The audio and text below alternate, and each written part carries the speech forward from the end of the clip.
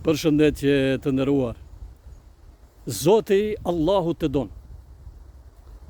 Allahu i don të gjithë.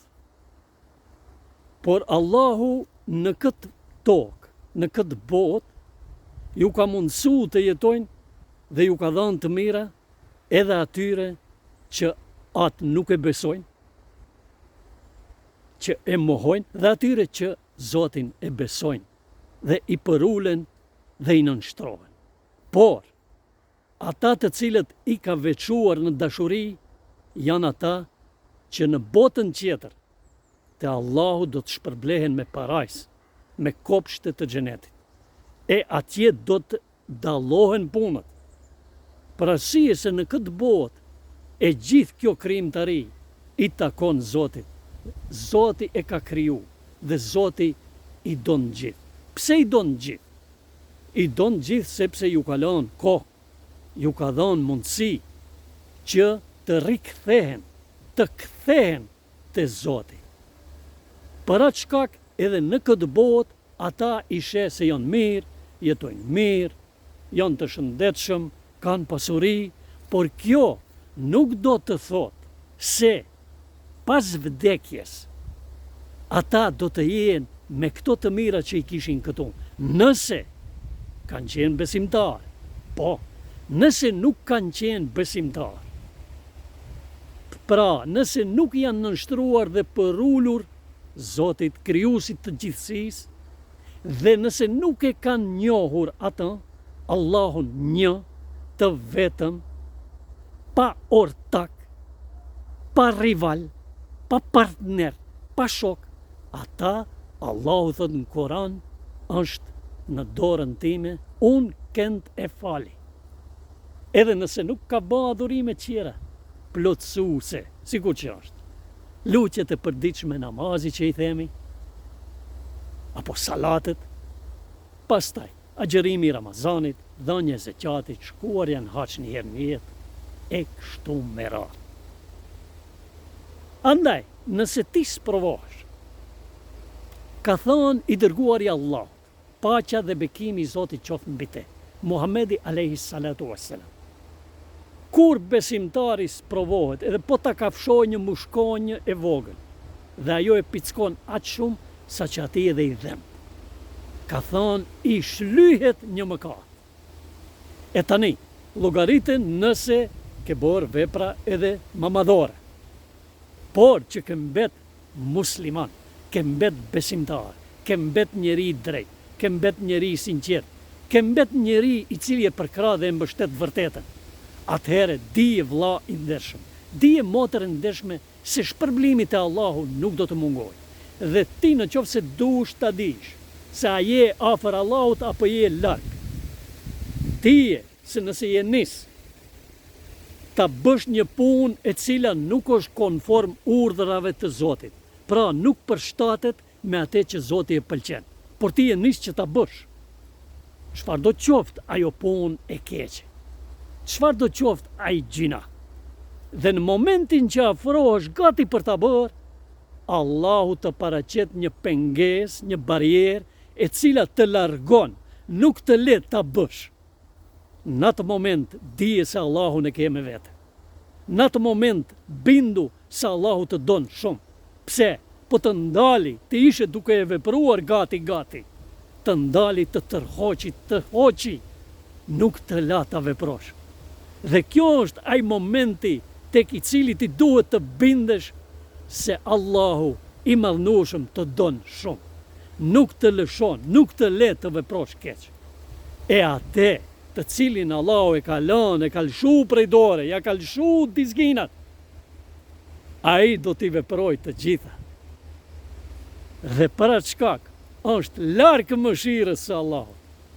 Edhe po të falet edhe natën edhe ditën.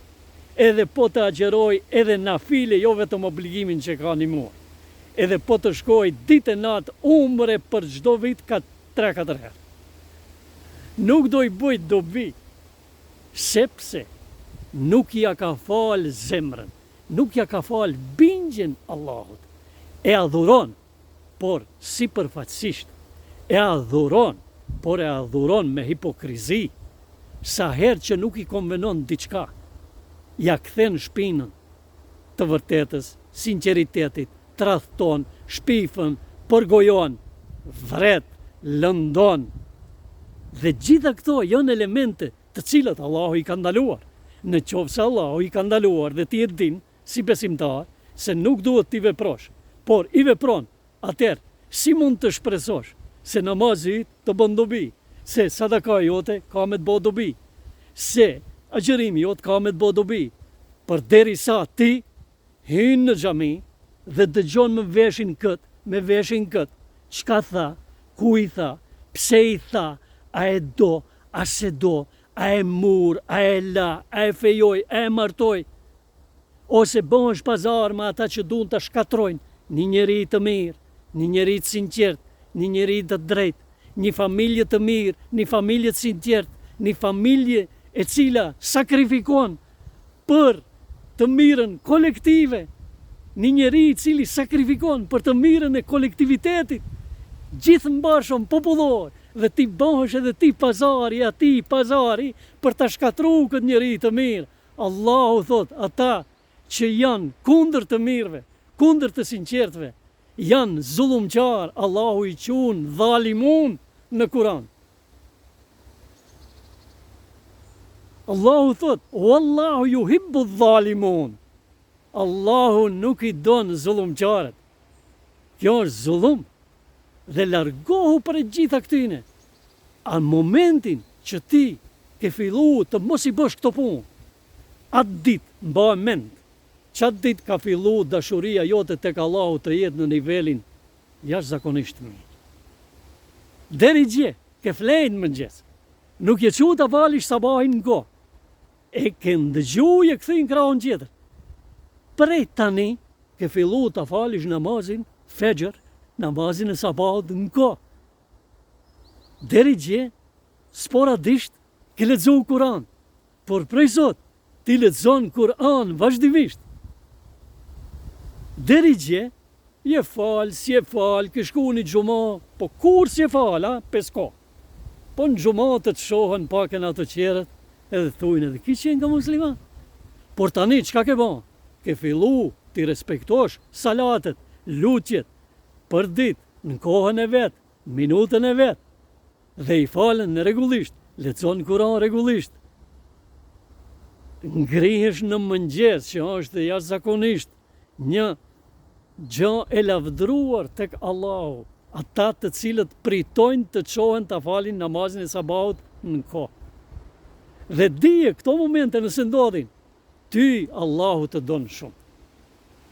Dhe vazhdo në këtë rrugë, përqëndrohu, largohu prej gjithat ligave, çfarë do kategorie qofshi. Në qofë se dikushi të thiren, të shkosh të prishish një punë të mirë. Dhe dije se në qofë se në mes të rrugës nuk të del, nuk të vjen frymëzimi nga Allahu që të tërhiqesh, atëherë, wallahi, kur gjë nga namazi, nga xherimi, nga Ramazani, nuk të bën mirë dhe dobi të Allahu. Ti e veprove të keqe. Allahu nuk ta çoj frymëzimin që të largohesh. Dije, Allahu në ke larg. Edhe Allahu nuk të don. Nuk të don për ta fituar dashurinë e Allahut, për të qenë i dashuri i Allahut, i afërmi i Allahut, duhet të tërhiqesh nga punët e këqija, nga të gjitha, mos t'jesh interesgji, mos t'jesh munafik, mos t'jesh njeri që tradhton, mos t'jesh nga ata që ngulën thika pas shpine, mos t'jesh nga ata që qeshet, buzqeshet para syve, kurse mbas shpine bën gërmon vare. Mos e tradhtot mirin, mos e tradhton njeriu në sinqert, mos i ndihmo hipokritit, mos i ndihmo munafikut. Munafikut thuj, stop, ore stop, ndalu këtu. Kush do bre që t'je, edhe bab me pas, edhe vlla me pas, edhe president, edhe minister, edhe hoq me pas, edhe prift, edhe pop, edhe qka dush me pas. Thuj, stop, deri këtu mirë, kjo nuk të ban. Nëse e vazhdon, nuk ke mund dost më. Bonja këtë. Nëse doni, Allahu të ju doj.